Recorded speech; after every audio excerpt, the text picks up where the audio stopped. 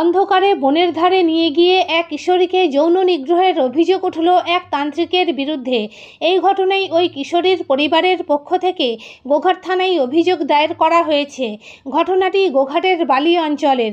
জানা গেছে, গত 12ই জুন বনের ধার থেকে ওষুধ তুলতে সাহায্য করার জন্য ওই তান্ত্রিক প্রতিবেশী ওই কিশোরীকে সঙ্গে নিয়ে যায়, কিন্তু সে প্রথমে রাজি হয়নি। এরপর ওই তান্ত্রিক কিশোরীর সরল প্রকৃতির বাবাকে বুঝিয়ে তাকেও সঙ্গে নিয়ে যায়। এরপর বাবাকে মাঠে বসিয়ে রেখে ওই তান্ত্রিক কিশোরীকে নদীর ধারে নিয়ে যায়। সেখানে তাকে ওষুধ খাইয়ে অজ্ঞান করে অপকর্ম করে বলে অভিযোগ। জ্ঞান ফিরলে তান্ত্রিকই কিশোরীকে কোনো রকমে বাড়িতে পৌঁছে দেয়, পাশাপাশি হুমকি দেয় যদি কাউকে ঘটনার কথা বলে তাহলে তাকে এবং তার পরিবারের লোকেদের প্রাণে মেরে ফেলবে।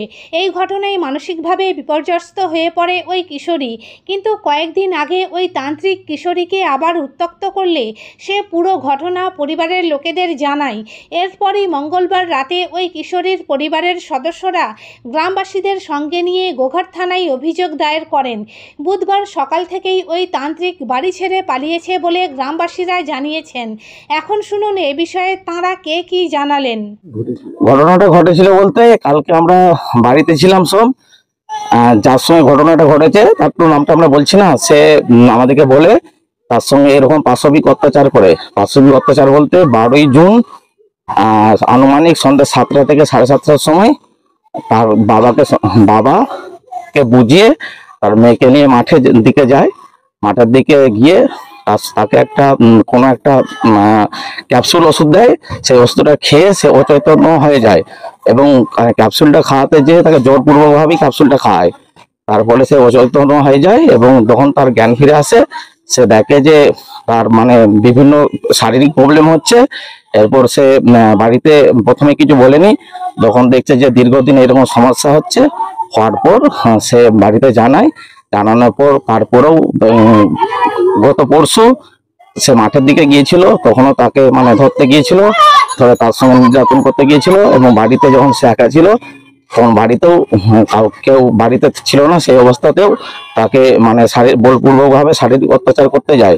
কিন্তু সে হাত ছাড়িয়ে চলে আসার পর মেয়েটি গলায় দড়ি দিতে যায় আর বিভিন্ন ঘটনা ঘটে। তখন পাড়াতে সবাই জানতে পারার পর কালকে থানাতে যাওয়া হয়েছিল, যে থানাতে যে কেস করতে গিয়েছিল তখন কেস হয়নি। তারপর আমরা রাত্রেবেলা পাড়া থেকে অনেক মহিলা এবং কিছু ভদ্র পুরুষ গিয়ে তাদের নামে থানাতে এফআইআর করা হয়। এই ঘটনাটা কে ঘটেছে? যে ঘটনা ঘটেছে তার নাম প্রফুল্ল রায়, বাড়ি দিঘরা। কি করে পেশায়? প্রকৃতপক্ষে টোটো চালক। আর যেটা বলে ভণ্ড বাবা, সে বলে আমি অনেক গাছরা ওষুধ দিতে পারি, বিভিন্ন রোগ ছাড়াতে পারি, কিন্তু প্রকৃতপক্ষে ওইসব কিছু নয়। সে তাকে বলে ভণ্ড বাবা বলে। হ্যাঁ, যেটা বলে তান্ত্রিক, কিন্তু তান্ত্রিক মানুষের অনেক উপকার করে, এটা হলো ভণ্ড বাবা একটা। এর সাথে মেয়েটা গেছিল কেন? মেয়েটাকে বুঝিয়ে, যেহেতু পাশে বাড়ি, যে আমি দাদু হই আর হয় আমার সঙ্গে যে একটা ওষুধ তুলবো, এই ওষুধটা তুললে পাড়ার 5 জনের কাজ হবে, সেই বিশ্বাসেও গিয়েছিল। যেহেতু একটা পাড়ার মানুষ বলছে যে আমার সঙ্গে। মেয়েটার বয়স কেমন? মেয়েটা ক্লাস 7-এ পড়ে, 13 বছর বয়স হবে। এখন আপনারা কি চাইছেন? চাইছি আমরা পাড়া হিসাবে চাইছি যে প্রকৃতপক্ষে যদি দোষী হয়ে থাকে তার প্রশাসনিক ভাবে যে শাস্তি আর উপযুক্ত সে শাস্তি পাক। পুলিশ এসেছিল? পুলিশ এখন পর্যন্ত গ্রামে আসেনি, তদন্ত কাজ তারা করছে। কালকে আমরা গিয়েছিলাম, আমাদের কুমুরসা গ্রামের কাছে আমরা চলে আসি, সেখান থেকে পুলিশ আমাদেরকে ইনফর্ম করে যে আপনারা দাঁড়ান, আমরা মেডিকেল করার জন্য যাব।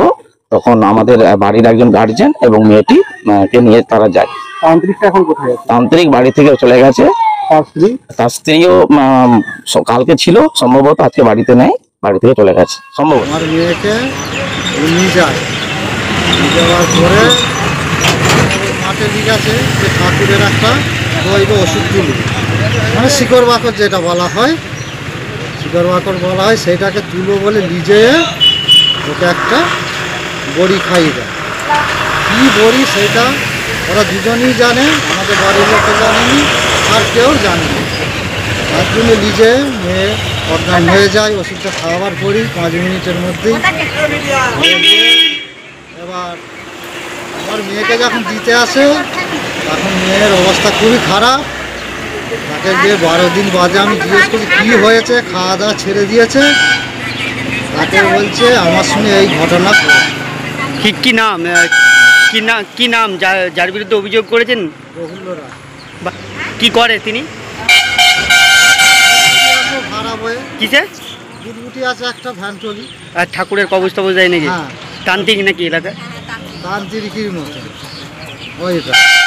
কবে হয়েছিল মোটামুটি আনুমানিক আপনার মেয়ের সাথে? 12ই জুন।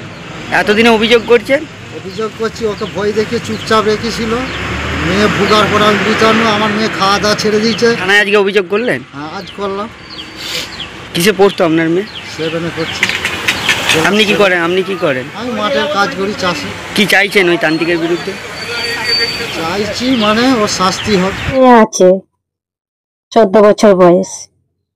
আমার মেয়েকে বলে মানে মেয়ের ওষুধ কাজে লাগবে, নিয়ে যেয়ে তুলতে হবে। নিজে মাঠ দিয়ে লিজায়, লিজে সেখানেতে শারীরিক অত্যাচার করে মেয়ে ছেলের উপর।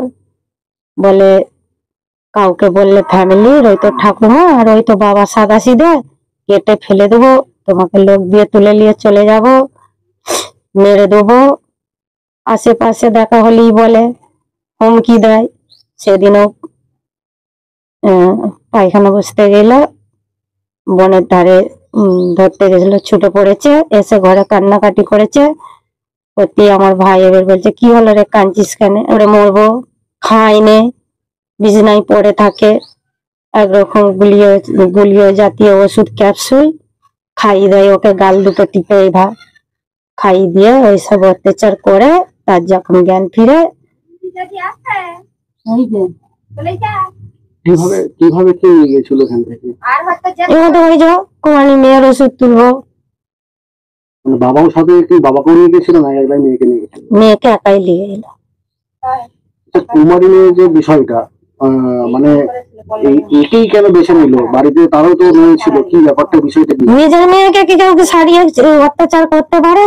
সেটাই সে মনে মনে ভেবেছে, তাই পরের মেয়েকে লিগাছে। আপনারা কি চাইছেন? আমরা কি চাইবো? আমরা গরিব মানুষ, আমাদের টাকা নাই, পয়সা নাই, গামছা কাঁধে দিয়ে আমার ভাইটা খাটতে যায়। চাই প্রশাসনের কাছে আমরা চাই আমাদের নাবালিকা মেয়ে যে অত্যাচার করেছে তার শাস্তি চাই, সুবিচার চাই, আমরা এটাই চাইবো। পাশাপাশি বাড়ির বউদেরকে অনেকবার টন্টিটকিরি করে, আমার সঙ্গে থাকবি তো তোমাকে এইটা দেবো, তোমাকে ওইটা করে দেবো, তোমার বাড়ি করে দেবো। কাউকে বলছে তোমার ওই কাজটা করে দেবো, আমার সঙ্গে থাকবে, তোমাকে ওইটা করে দেবো। মানুষকে উত্ত্যক্ত করে, বাড়ির মহিলাদেরকে উত্ত্যক্ত করে। এবারে এই মেয়েটা ছোট, 12-13 বছর বয়স। এবারে এদেরকে পাশের ওনাদের যে তান্ত্রিক বলছি তাদেরই পাশেতেই বাড়ি, এদের বাড়ির আশেপাশে কেউ নেই। দিয়ে ওই নিয়ে গেছে, নিয়ে মাঠে ওষুধ তোলার নাম করে নিয়ে গিয়ে ওষুধ জোর করে ওষুধ খাইয়েছে, খাইয়ে অচেতন করে তার সঙ্গে শারীরিক সম্পর্ক করেছে। কি করেছে আমরা কেউ জানি না, কিন্তু মেয়ের বক্তব্য, মেয়ে যখন জ্ঞান ফিরে সে দেখছে তার শরীরে কোনো বস্ত্র নেই, কিছু নেই। তাকে জোর করে বলেছে যদি তুই বলিস কাউকে, মুখ খুলিস, কাউকে কিছু বলিস, তোকে আমি মেরে ফেলবো, জানে না। তার উঠার সাঙ্গতি পর্যন্ত থাকে না। তাকে সেই তান্ত্রিকই জামা কাপড় পরিয়েছে, পরিয়ে কাঁধে করে নিয়ে এসে ঘরে দিয়ে গেছে। সে 3 দিন কাল উঠতেও পারেনি, চলতেও পারেনি, খেতেও পারেনি। তারপরে যখন সে আর একটু ভালো হয়েছে, ভালো হয়ে আবার যাই ফাঁকে বেরোচ্ছে, তাদের ঘরে টয়লেট নেই, বনে টয়লেট করতে যেতে হয়। বনে টয়লেট করতে গেছে, আবার তাকে ধরেছে, ধরে আবার তার সঙ্গে হেনস্থা করছে। তখন সে বলছে তুমি আমাকে কি মনে করেছো বলো তো, আবার করবো। সেইটা করার পরে সে পাড়া দিয়ে ছুটে এসেছে, এসে সবাইকে বলতে, তবে আমরা জেনেছি। কিন্তু প্রথম দিকের ঘটনা আমরা কেউ জানিনি, এই বলতে তবে আমরা জানলাম যে এর আগে ওর সঙ্গে এরকমভাবে ব্যবহার করেছে। আর আগে ওকে ভয় দেখিয়েছে, হ্যাঁ ভয় দেখিয়েছে, মেরে ফেলবে, ঘরের সবাইকে মেরে দেবে। তান্ত্রিক এখন ভয় পালিয়ে গেছে।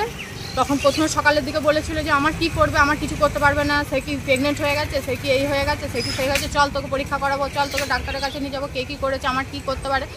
যখন এরা থানায় এসেছে, থানা থেকে যখন বাড়ি যাচ্ছে, সে তখন চম্পট দিয়েছে। আজকে শুনছি তার স্ত্রীও পালিয়ে গেছে বাড়ি থেকে, তার একটা 18 বছরের 17 বছরের মেয়ে আছে, তাকে রেখে তারা স্বামী স্ত্রীতে পালিয়ে গেছে।